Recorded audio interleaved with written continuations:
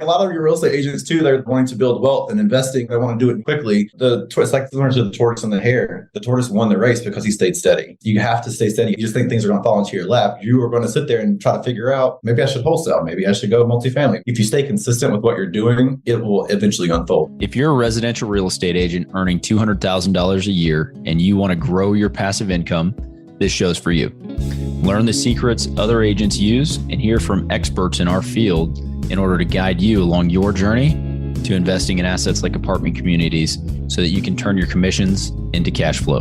I'm Randall DeCleared. Let's go, baby. All right, welcome back. Today, I'm joined with Josh Moss. He is an awesome top producing agent out of the Atlanta market, and he's with Engel Volkers. We have an awesome conversation talking about mindset. We talk about his number one investing strategy, which is pretty cool. And it's not something that you would think it would be. And we go and talk about his background in construction and how he got into real estate in general through being in a real estate family. So really good conversation, give you some tips on things that you should be implementing in your business and some strategies to win more business as well. So as always, thanks for joining. If you're getting some value out of the show, please go on, give us a rating, give us a review.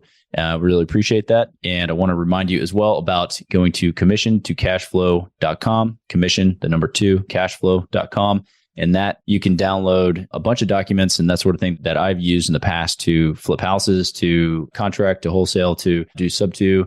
A lot of different things in there, along with a high level course in general about some of the different investing strategies in the single family world. But we're about to add to that as well. Once we get it all fully recorded, it's going to be a very high level introduction to syndications and to funds. I've talked about it on the show a number of times, but I think if you can go there, get a little bit more information, again, it's free, and just learn more about syndications and how it can benefit you and how they work, and really more of the nitty gritty on the structure of them and where you would play in that world if you wanted to get involved. So go there, commission2cashflow.com, and that's some good information that you guys can have. So let's jump into the episode and catch up with Josh. Here we go. All right, Josh, welcome to the show. It's great to have you on today. I'm excited to have the conversation with you and talk real estate, talk your market, and just talk investing in general and what you're seeing. So why don't you go ahead and get started and tell us a little bit about yourself and where you are in the real estate space? Yeah, I work in residential real estate in Atlanta. I'm in Midtown Atlanta, actually in the city of Atlanta. I started in real estate back in 2003 in Athens, Georgia. My dad was a builder growing up, so it was a family business. So I was surrounded by all things real estate from a very young age. As you and I spoke a little bit earlier prior to recording, I was actually hell bent against getting into real estate. When I was younger, I would get in trouble. I have to go to work with my dad. Being a heavier set kid in the South, it was not something I looked forward to. But I started seeing the traction my dad had and the respect my dad gained from what he was able to do for different families. They were trusting him with the space they consider most sacred, where they spend all of their nights, all their days, their holidays, where they experience life. So that really spoke to me. And that's eventually I ended up getting into real estate myself. My dad loves to tell that story. What you just said, you said get skinny in real estate. So is that what I heard you say? I was a heavy set kid in the South growing up, and then having to go to work with my dad, it was hot. I was not happy. Got it. Okay. I thought you were like, I looked forward to it because it was making me get skinny or something. I didn't totally misunderstood. All right. Yeah. I remember growing up, my buddy's dad worked for a construction company, big like commercial group, and we would go and we were the grunts. Like we would not get paid, and we were running insulation, doing all kinds of things that. Oh my gosh. There are many that had to wash insulation off of me that was itching to, I know. Yeah. Very well. So your dad's a builder. Is he still in the business? He's still doing student? He's retired now. What kind of product were you guys putting up? Was it custom? Was it track? We did a little bit of everything. My dad did a lot of custom homes. He's a very detail-oriented builder. My dad was the type of man who wanted to be on the job, making sure everything was done correctly. My brothers and I kind of got into the business with him a little bit along the way. And that's when we started doing spec homes. One of the first projects I did, I bought an acre with an old home on it down in Athens, Georgia, close to the UGA campus. I subdivided it into 4 lots, built 4 homes. This is also right before 2007 hit. So I sat on 2 of those homes at a very young age for a couple of years. And it yeah, is that definitely taught me a lot about the business. You run into, when anybody says 2008, you already know what they're talking about. So were you already an agent at that time, or were you in? I was. Okay. So I didn't know if that experience moved you from like the development side into like, no, I'm just going to transact business and broker business for other people. So kind of curious. That's kind of how it happened. I had a little bit of PTSD. But my dad and I actually were getting ready to sign documents for a few $1 million to build corporate apartments down in Athens. And a week prior to signing documents, 4 of the guys we were going to invest with ended up getting arrested for fraud back in 2008. So it was a very eye-opening experience for me, especially as a young agent. I was just licensed in 2003, so I've been licensed for maybe 4.5 years at that time. Still getting your feet wet, if you will, especially from what I know now. I mean, that was a solid time to get started, though. 2003, I was a loan officer back then, and it was like at the heyday. Real estate was just booming. Everybody could get 4 houses with no doc, anything. It's a good time to start. 2003, I had just gotten out of college, and everybody could get like 4 different houses. And everyone was not a good idea. Yeah. Well, on the brokerage side, I imagine it was pretty steady. Like you guys were selling and selling quite a few houses back then because we were doing a ton of loans. Maybe it was a bunch of refis. I don't know if it translated into your business. Yeah. I mean, the 2007, 2008, the market pretty much stopped. Oh, for sure. I'm talking about like 2003, 4, 5, 6. Yeah, those years. Oh, yes, correct. Because I was also a brand new agent in 2003. I literally had just gotten licensed. At the time, were you selling most of your family's product? Like will your dad would build and you'd sell? Okay. So let's fast forward a little bit. All right. So you're out of the financial crisis, right? And are you a broker now? I'm not a broker now. I actually work for Engel & Volkers Atlanta. It's Josh Moss Real Estate and Engel Volkers Atlanta. I have a resale side to my business. I also have a new construction side to my business. And I also have a small team that I work with as well. Okay. Assets to my business. As far as, the multifamily thing, I don't dip my toe into that. I do help a lot of my clients in that space.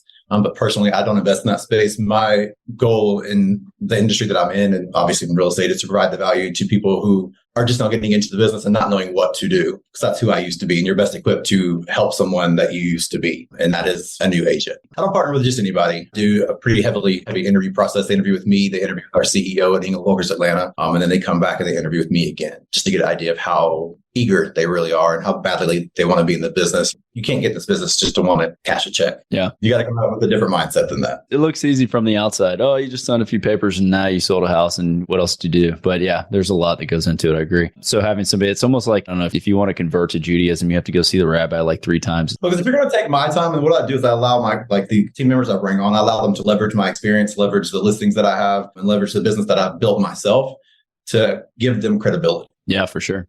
They have me on their side. So if I'm going to spend my time with you, you better be ready to foot to the pavement.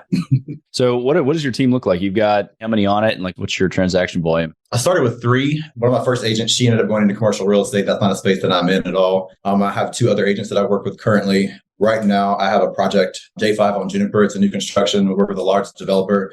The whole project itself is over $94 million worth of homes. Right now, at that closeout enclave at Peach Memorial, which is a new construction community too, that was over $7 million.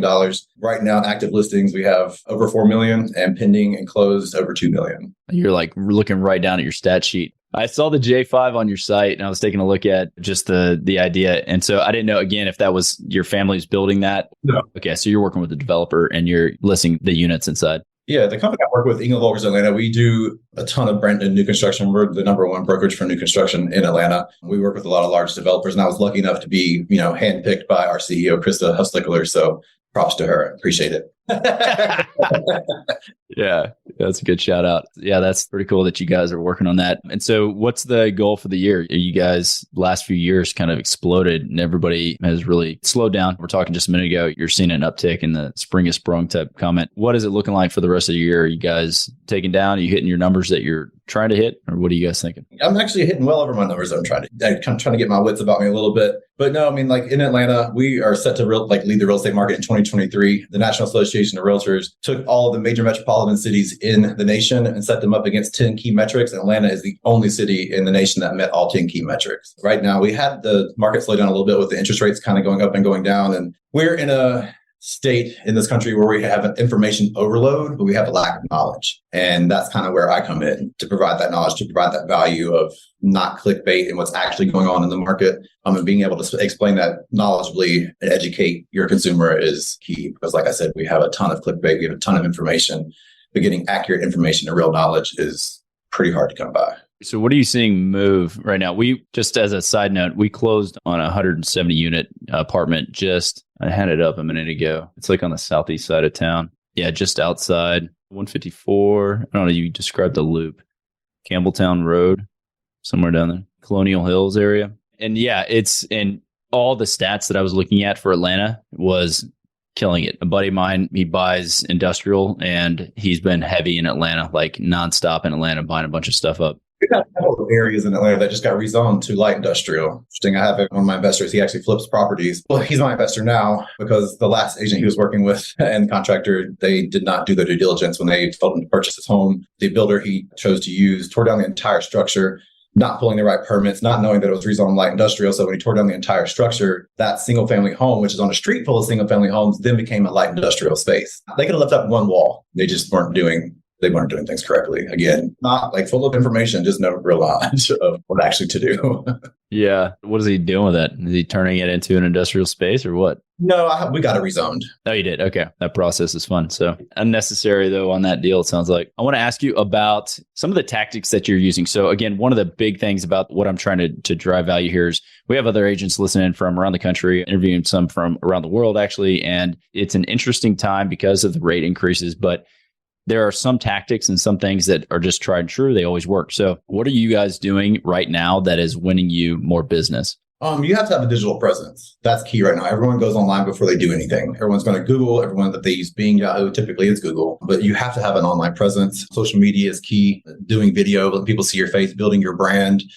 That's key. And knowing your market, providing knowledge to your consumer is key. I mean, we have agents in our office that have built their business solely on social media.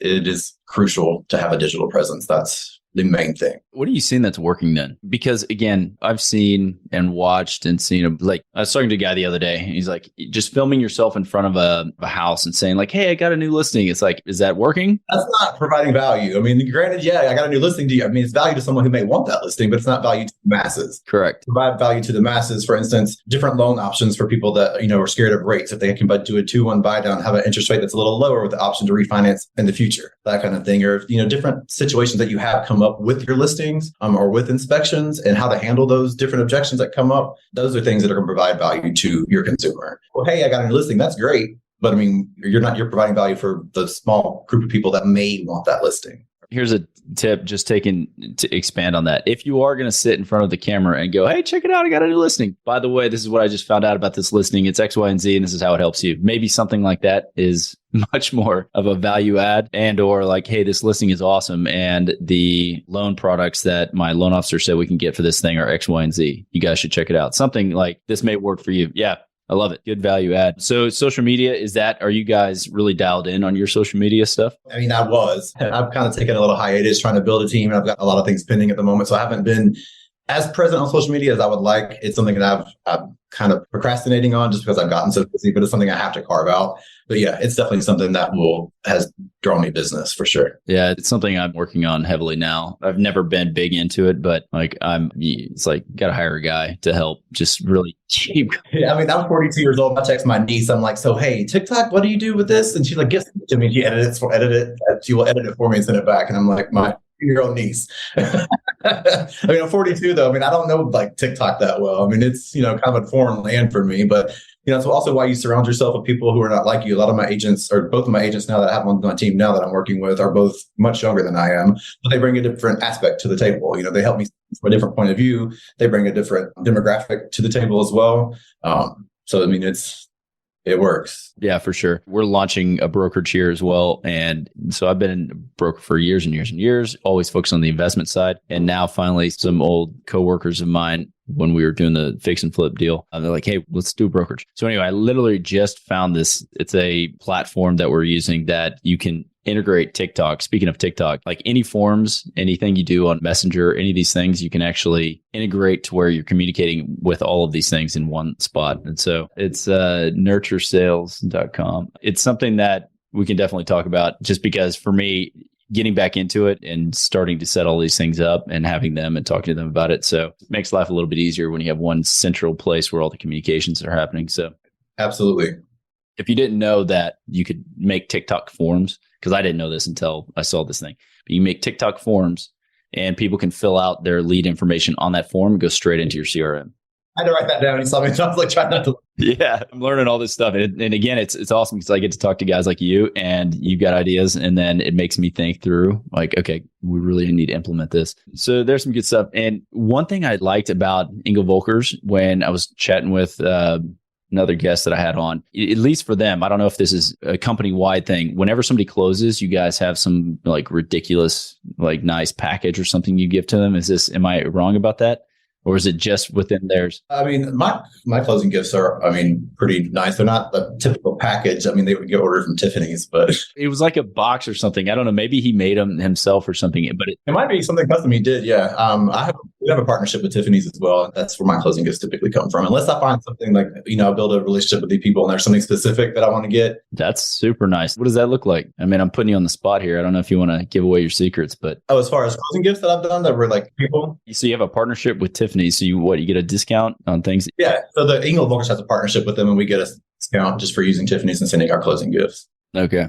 All right. I mean, I've done things like when people have bought a home with me. I'm just wondering how you're swinging Tiffany's on a $300,000 sale. Like, what the hell? Okay, don't tell my secrets, Jesus. But you can send champagne flutes, like just as two if it's a couple. I mean, even if it's a couple, set of two like tumblers or the champagne flutes or red wine glasses, you can get them for like $120. Oh, yeah, that's solid. Yeah. And then the Tiffany's blue packaging, I'm sure. Yeah, and it just comes very nice. It comes in the bag. It comes with the box and the little bow. I mean, it's a nice presentation. But I've done things, I have clients too that a lot of client agents here in Atlanta, like I only sell $1 million homes and what have you. But my job is to help people build wealth in real estate. Because people don't understand that most millionaires are built like buying and selling real estate. I've had clients who bought $200,000 homes, they remodeled it, and now we sold it for $550. Got them a cool picture of the old home, what it used to look like, the blueprints and that kind of things, framed it. Just so they have like memorabilia. For sure. Yeah, very personalized too, so they can have something from you. Yeah, I mean, they've worked hard on building wealth in their life and in their home, so that means a lot to them. Yeah, let's kind of chat about that. I'm building wealth and investing in all of that. I love the way you framed it. I think it was on this, and before we even started recording, you were saying I want to invest in the people around me. So you're very much about like growing a team and investing your knowledge into others so that they can become wealthy themselves. That's investing. Just like buying a house and flip a house, right? If you're building a team around it, you're growing a business. And so what are your plans or what are your long-term vision? Trying to grow like this massive thing? Are you just trying to keep it small and you guys are tactical, or what's your vision there? My vision eventually will be to have my own brick and mortar location with my team. I'm providing that value and seeing people that like I did bring on to my team and seeing them succeed, because when they succeed, I succeed. Like we had spoken before we started recording about, a lot of people want to hop on these bandwagons in real estate. First it was wholesaling, that got oversaturated. Now it's multifamily. I mean, I'm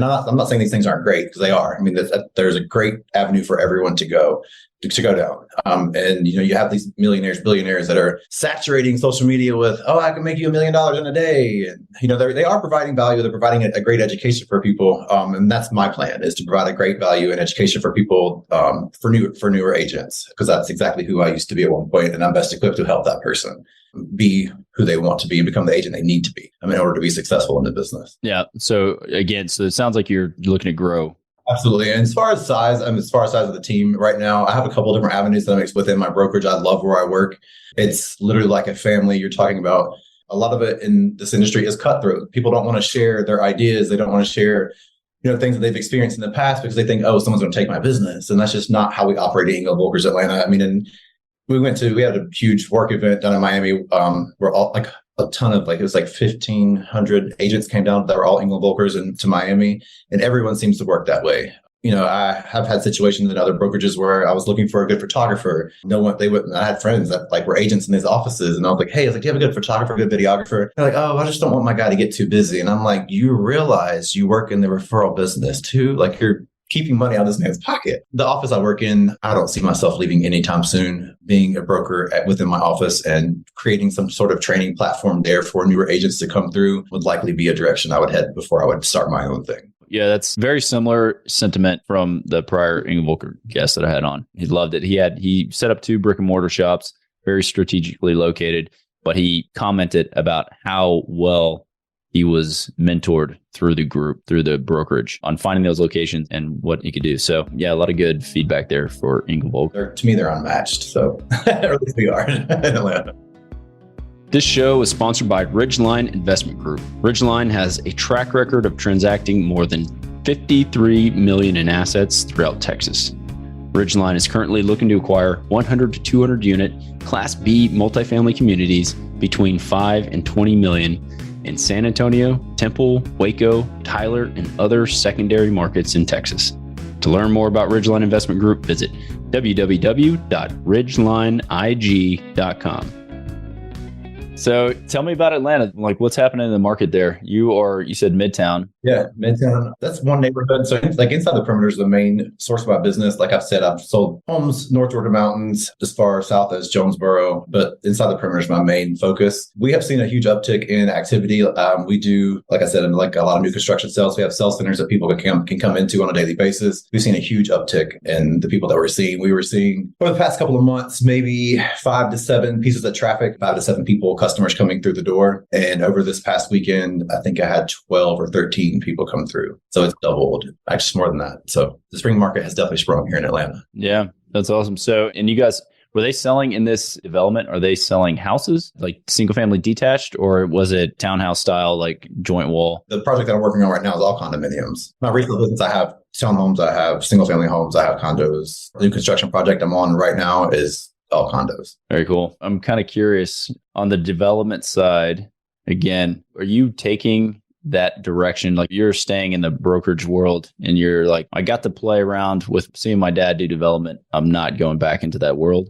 Or is there some like itch you're going to scratch at some point and say, okay, I'm going to take down another fourplex and sit on 2 houses? I get inspired every day I go to work. I mean, we literally changed the skyline in Atlanta. Our CEO, her husband is a large developer with Seelig Enterprises. They also partner with companies, conglomerates like the Rockefeller Group, also who did the Google building, which is the Epicurean Hotel at 40 West 12th here in Atlanta. J5 as well, which is a mid-rise, just 6 stories. We also have another project, 788 West over in West Midtown, which is another high-rise. So when you go to work and you drive through the city and you literally see buildings that like your company has built, it's very inspiring. And I want to see my name on the building one day. Awesome. I like that. Yeah, for sure. You're at 42.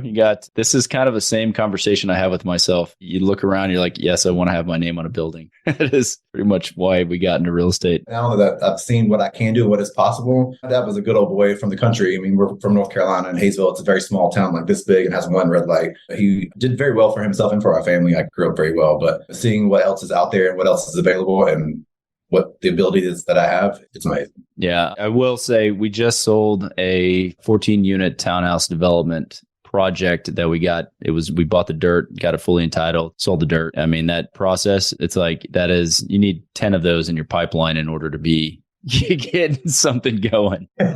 And that's the thing, man. It's like a lot of your real estate agents too, they're like wanting to build wealth and investing and this, that, and the other. And they want to do it and wanting to do it quickly. It's like similar to the tortoise and the hare. The tortoise won the race because he stayed steady. Skills that I have now that I was working on 2 years ago. I mean, it's just, you have to stay steady. You have to follow up your fortune's in the follow up. If you don't follow up, you just think things are going to fall into your lap. You are going to sit there and try to figure out, maybe I should wholesale. Maybe I should go multifamily. But if you stay consistent with what you're doing, it will eventually unfold. It's like a snowball effect. But you have to be consistent. You have to be tenacious about it. Yeah, 100%. I agree. Real estate is you could find the quick hits on the wholesale style of things. The brokerage side, it's relatively quick, but it's all active income. If you are looking to grow a large brokerage, even, it is exactly what you just said. You're building relationships, you're planting seeds, and you have to be in it for the long haul, 100%. Luckily, the team that we're putting together, they've been steady and true, and everybody knows one of the people coming on. It's not released yet, so we're kind of keeping it, and we're not saying anything about it yet, I guess, depending on what this thing is. And that's kind of how we are. I mean, the EV or Engel Brokers, I mean, it's kind of have to be referred in by someone that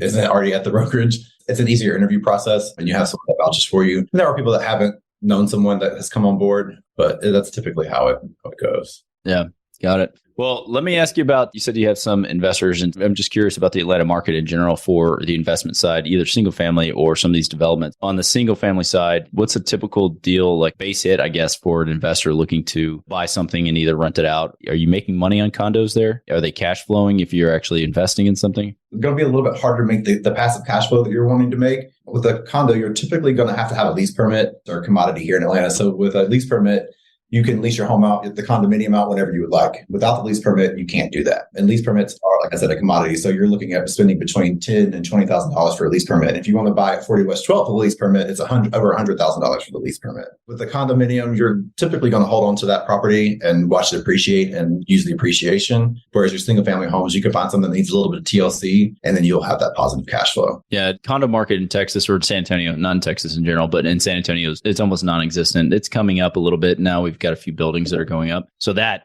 alone, I'm assuming that the lease permit is coming from the condo association. It's not from the city. Or the developer who builds it, correct. We have rental caps here in Atlanta. It's 25% in some of them and 45% in others. But when you come in to purchase like from a new construction, a new development, you do have to purchase that lease permit at the time that you purchase the condo. Once you buy it, you can never lease it if you don't already own it. If you haven't bought that lease permit from the day you close. Correct. Unless you can find a loophole in the HOA docs, which I have done a couple times for people. I'm going to make a deal happen now. That's different. Yeah, that's why you hired Josh. I mean, I guess in Midtown, is it more condo than it is single family? Yeah, I mean, your single family homes here in Midtown are going to be like probably $650 and up. So your condominiums are going to be more affordable for the average person here in Atlanta. We do have neighborhoods like Reynoldstown, Kirkwood, East Atlanta, West Midtown, where you can find more affordable single family homes, which they're still close to the city center, set out just a little bit. Okay. So then on the development side, and you guys are putting these things up. So the new J5 development, these guys are, you said it was 90? Is it 90 doors? The project as a whole is about 94 million. No, 94 million. That was the number. Yeah. So again, and that 129 homes is homes or condos? We don't call them condos or units. It's going to be someone's home. So when I don't allow my salespeople to say unit or like condo. It's going to be someone's home. It's how you pitch it to somebody. For sure. I mean, it's all the language. I'm just, for my simple brain, I'm like, hang on a second. It's like, are they detached or not? Okay. They're in a deal. And so these developers, I mean, are you seeing a lot of these types of developments still coming online? Is there any fear of oversaturation, or are you guys still having some sort of housing shortage? Yeah. So right now we have about just under 2 months of inventory on the market. If people don't know what that means, it's like if there was not a home listed after today, in 2 months, we would run out of inventory to sell. We have a lack of inventory, so technically, based on the stats, it's a seller's market here in Atlanta. But given everything that's going on with the economy and all of the lack of actual knowledge, people are very hesitant. We're seeing buyers take a little bit longer. I mean, I had someone come back through J5 that had visited 6 months ago and is now just making a purchase. So we are seeing buyers now taking their time, doing their own due diligence. They're not jumping at every single home that comes on the market just because the rates are not where they used to be. Never going to see 3% again unless we have another global pandemic. I think there's a normalization, people finally getting it through their heads. So that person that 6 months ago looked, they are now in a worse rate market, rate environment. Had they purchased. And so, yeah, that's a lesson for any buyer. And the rates back in the 80s, 18. Gosh, 18, 12, between 12 and 18%. Like, is it 70s? Yeah. So it can happen. Don't necessarily wait. But I've seen that. It's kept people out of the market, slowed it down for sure. So again, investing on the investing side, I'm very curious. You're taking a lot of, I guess, active income. What are you doing with your money? I'm just curious. Saving it, piling it away. I mean, I do a little bit of investing in cryptos and stocks and things like that, but that's not my main focus. It's not something I'm very fluent with. I have a CPA that does a lot of that stuff for me, so that I have that on that end. My focus really is on my team and where I work and helping this brokerage grow is something that is also a goal of mine. I get back to the basics. When people start, the market's going to crash, the market this, market that. I mean, that's honestly when I buckle down and bullets forward. It's because everybody else is going to get scared. All these new agents that got into the market because of what was happening in 2020 and 2021, they're not going to last because they got into it. They thought it was going to be great and easy.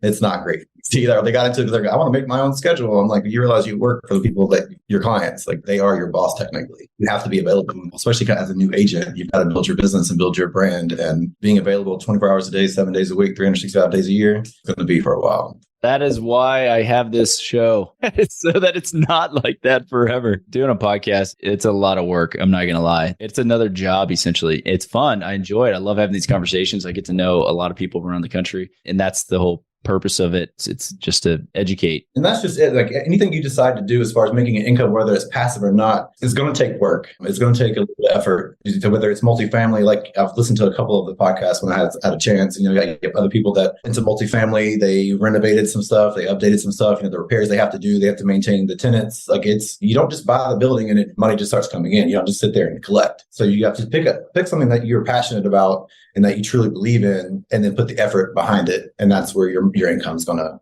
grow, provide value. The counter that I have to that is that if you are investing in those deals and you're not actually acquiring them, then that is when it is becoming a more passive deal. Yeah, limited partners in syndications, they are making the decisions. They're investing their dollars. And so again, back to the, what are you doing with your money? I don't know. I was on your site. It looked like you closed like 3 or 4 deals last week alone. I'm like, man, yeah, you're crushing it. All right. So you got a lot of active income. You got to put it somewhere. And so if you start putting it into any type of real estate as a real estate professional, you get like favorable tax benefits from these deals. And so I'm sure your pop is like, a lot of my investors too, with the history and the education and like the knowledge that I have of the business and the industry and the home building process, I do a lot more than just act as their agent. So, I mean, helping them through the process of flipping a home, that type of thing. I mean, I don't just make money off of the commission. That would be silly. I was going to say, that's got to be a huge leg up, because I know it is for me. Like, I've rehabbed a bunch of houses. And so it's easy to go in and see a house and be able to convey that information and knowledge to your agents that are working with you, so they can go in and see something that they may otherwise miss. So have you advised, I guess, some of your clients on how to rehab a house or how to build a house or something like that? Is that what I got from that? Yeah, absolutely. I mean, when you pull up to a home and I can spot at best a siding from 20 miles away. And people are like, oh, this is a perfect project. I mean, no, it's not. This is going to cost you exponentially a lot more than what you think it's going to. Or when you look at a roof, you can tell if a roof is good enough about how old it is. I can tell people how to gauge that, how to look at a roof and tell about how old it is. Looking at like insulation in a home, that type of thing. Looking at the floor system in the home. Is it 12 inches on center versus 16 inches on center? I mean, what does that mean? Those types of things. A lot of people they don't know. Yeah, I agree.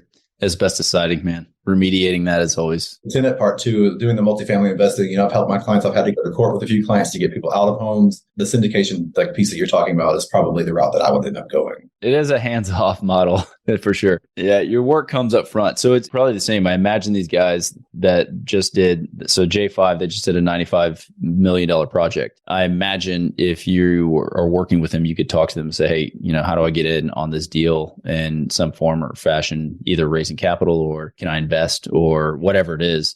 And then you can become part of some deals that they're doing, depending on if they're syndicating or if they just have in-house money that they're using to do their project. There's a group of people that invested in the project. I mean, I've worked with a couple of developers too. And getting in front of them and being in front of them, you learn so much from being in that space that you know otherwise. It's an education within itself. Yeah. I mean, for you, it would be like an easy way of just, one, you're selling their product, so you believe in it already. And so if you're getting not only the commission from the sale, but you're also part of the deal. I don't know if there's any conflict there, obviously look into that, but yeah, that's, man, get to it. There's so many avenues you can go down in real estate. I mean, the thing is like getting someone that you know and the trust to be a mentor. That's what I provide, just because I know how hard it was for me to get started and get to where I am today. And providing that value is going to be where I make my money. Yeah. And your biggest impact. So what's your best advice then? So if you got a new agent coming on, he's coming to join the Josh Moss team, like what's your best advice to them to get activated? Get ready to work.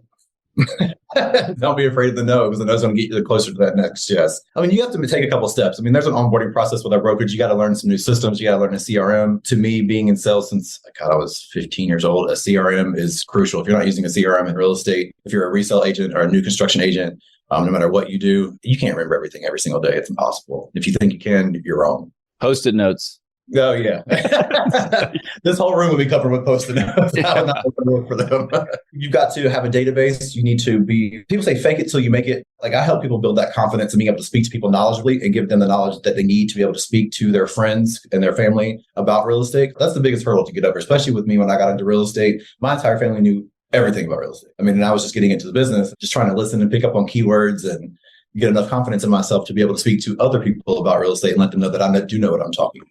And that's one thing that I don't know about any other market, but it's all agents in the Atlanta market are not created equally. And, you can get yourself into a lot of trouble if you're not careful. So education and do the work. It sounds like those are the two. Yeah. I mean, you got to have a database. You need to be able to create a database of at least 75 to 150 people minimum. And you've got to be able to be willing to farm those people. iPhone, you just go download all your contacts, put them into your CRM. You got 1,000 contacts probably there. You can just start prospecting. So yeah, I mean, I have an agent that just started this year. He's working on about $3 million worth of deals right now. Mm-hmm.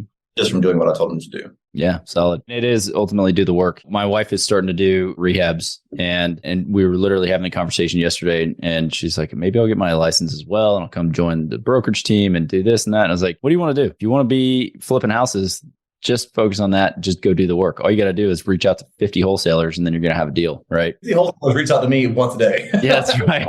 That's right. Yeah. Honestly, at first it was kind of annoying, but now, I mean, with the investors that I have, it's great because, I mean, they're wanting to sell the property, and my investors are wanting to flip the property. And I do partner with a couple of them on some deals, depending on what the deal is and how comfortable I am with that person. So I do have my hands in a little bit of everything. I'm not just on the resale side, but it's, you got to keep your fingers in everything. You have to diversify your business to survive in this business. Yeah. Well, that's interesting. Are you partnering are you loaning hard money type deal? Or are you partnering like? I still have a few clients of mine that are NFL players, and they're wanting to do flips. They're wanting to do a couple of multifamily deals. And I am partnering with them in the future on a couple of their flips coming out. Yeah. Nice.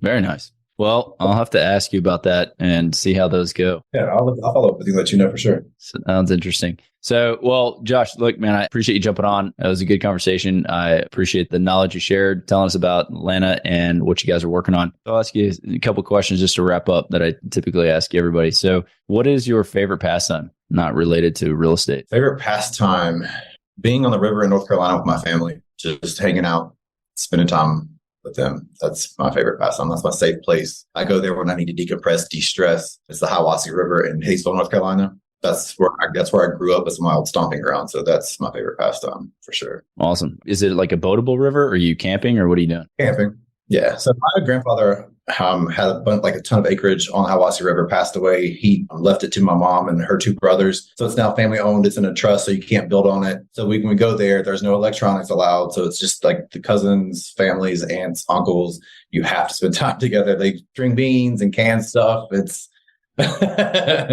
it's a good time, but man, I look forward to going there when summer hits. I mean, feeling still air and concrete every day is great, and I love the city, but I need a couple of days here and there just in nature to decompress sometimes. For sure. Yeah, that's my wife can see when I get like caged. She's like, "You're a caged animal. You got to get out, go in the nature, man. You got to." Man, the last time I went home, I was stopped at the Starbucks right before we get to my family's property, and I got so upset with this person that was in the line in front of me because she was ordering like 4 different drinks. And I was like, "What is she doing? Why is she taking so long?" I was so frustrated, and I stopped, and I was like, "I don't have anywhere really to be. Why am I so upset with the fact that she's ordering her drinks right now?" It's because I was stressed about everything else and just trying to get there, and that's what I realized. I was like, I've got to relax because you feel caged. You're like, let me out. That's right.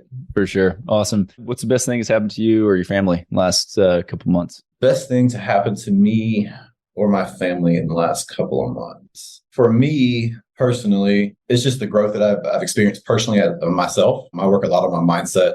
Jay Shetty's one of the podcasts I listen to a lot. What was it? Jay Shetty? Jay Shetty on Purpose. Great podcast. The Mindset Mentor is great. It's just the space that I'm in personally is one of the best things that's happened to me in a long time. My family, my niece is graduating and got into UGA. She's thrilled. She got a scholarship for fencing. So my family as a whole, we're pretty excited about that. Happy for her. Yeah. Awesome. Fencing. That's not a standard deal. I have a buddy that he was in another mastermind with me and he was into fencing and he was just telling me about it. So it's like, it's fascinating to see that. Good for her. Let's see. And then name 1 or 2 people who've been most influential to the way you think, way you process or your success. My partner, Brandon Davis. He challenges me every day in the best way possible. Yeah, I was like good, bad, and indifferent. Yeah. Yeah, exactly. We both do that for each other. My CEO, Christoph Stickler, she is not only my CEO and my boss, she's one of my best friends and mentors. The way she's guided me through a few situations that I've been in has helped me grow exponentially. And obviously my mom and my dad. Awesome, man.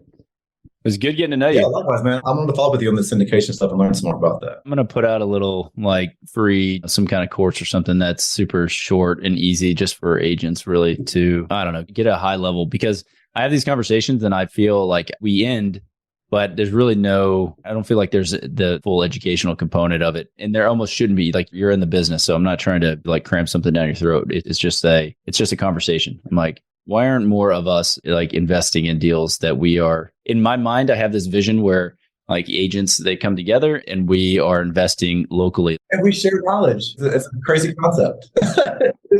Some agents, it's like they're so guarded because this industry has gotten so cutthroat and they've got we have this thought process of, oh, well, they can't take, my ideas or my clients. And that's just, if you've done your job, no one's going to take your business. Yeah. It's an abundance mentality compared to the scarcity. I mean, I'm guilty of it in the past. I've definitely guarded what I was working on in the deals, and I was like, I'm just going to do it. But it causes, in my mind, and if you're doing a lot of work on the mindset, it causes one, a negative mentality and a very... The scarcity mindset, you're not going to make money. Everything you're doing is fear-based, and it's not going to work. Yeah. And it's very cynical. Like the lens you look at everything through is tainted, essentially. So I've been doing a lot of work on that front as well. So it's good to hear that. I'm going to pick up Jay Shetty's podcast. I'm always looking for something good to listen to. That and the Mindset Mentor, I mean, every single day. When I get stressed out, I can feel myself getting stressed, I'll just put one on. I'm like, not today. Speak to me, Jay. Talk dirty to me, Jay. Yeah, that's right. Awesome. Well, Josh, again, thanks, man. It was good catching up. Everybody listening, thanks for jumping on. We'll catch you guys on the next episode. Awesome. Surprisingly, most of the agents we speak with got into real estate hoping to gain passive income and become work optional. However, only 1 in 5 ever start investing. Most are simply too afraid to start. Once you get educated by listening to this show, you'll be able to overcome that fear and become the 1 in 5 who are finding financial freedom. Don't miss a single episode. If you want to stay up to date, the best way is to make sure you're subscribed. So if you haven't done that, go ahead and do it now. And we'll catch you on the next episode.